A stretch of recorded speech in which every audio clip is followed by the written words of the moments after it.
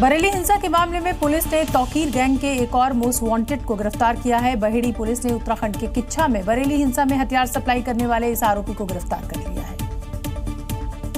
Police की गिरफ्त में आया ये तौकीर गैंग का हथियार सप्लायर गफ्फार खान है, जिसे यूपी का बॉर्डर पार कर जाल बिछाकर दबोचा गया। गफ्फार लगातार पुलिस को चकमा दे रहा था।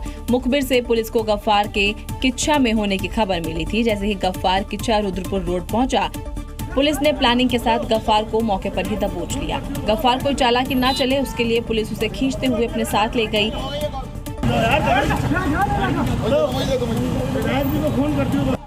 पिछले साल 26 सितंबर को बरेली में हुई हिंसा में गफ्फार ने हथियार सप्लाई किए थे। इसका खुलासा 19 फरवरी को पकड़े गए असलहा तस्करों ने किया था। उन्होंने बताया था कि बरेली में हिंसा के लिए उन्होंने गफ्फार खान को हथियार दिए थे। इस खुलासे के बाद गफ्फार की सरगर्मी से तलाश की जा रही थी। अब पुलिस ने बरेली हिंसा के इस आरोपी को दबोच लिया है। लखनऊ में ट्रेन के स्लीपर कोच में बक्से में लड़की का शव मिलने के मामले में चौंकाने वाला खुलासा हुआ है। पुलिस जांच के मुताबिक मृतक लड़की का पिता ही उसका हत्यारा निकला, यानी मामूली सी ये जो मामला था वो अब ऑनर किलिंग है और पुलिस ने आरोपी पिता को गिरफ्तार कर लिया है। पुलिस की गिरफ्त में ये वही आरोपी बाप है जिसने अपनी ही बेटी की हत्या कर उसके शव को बक्से में भरकर ट्रेन में रख दिया था। मामले में पुलिस ने 3 लोगों को गिरफ्तार किया है, जिसमें आरोपी के बहन और बहनोई भी शामिल हैं।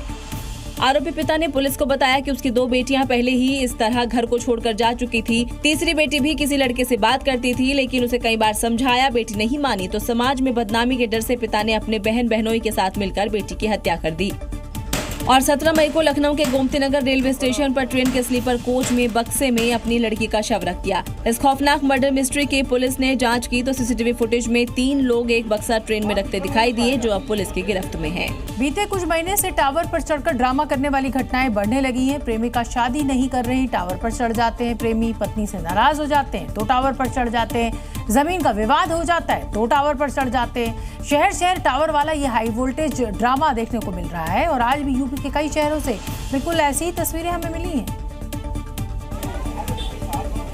जहां अलग अलग मांग को लेकर कुछ लोग टावर पर चढ़ गए। कानपुर से लेकर सोनभद्र तक टावर वाले ड्रामे से हड़कंप मच गया। पुलिस महकमे में भी अफरा तफरी मच गई। बात कानपुर की, जहां जमीन विवाद को लेकर एक युवती मोबाइल टावर पर चढ़ गई और आरोप लगाया कि उसके परिजनों ने उसकी जमीन बेच दी। मौके पर पहुंची पुलिस ने कार्रवाई का भरोसा देकर उसे नीचे उतरवाया। कुछ ऐसा ही नजारा जौनपुर में भी देखने को मिला, जहां जमीन विवाद से परेशान एक युवक मोबाइल टावर पर चढ़ गया और भीषण गर्मी के बीच घंटों तक हाई वोल्टेज ड्रामा करता रहा।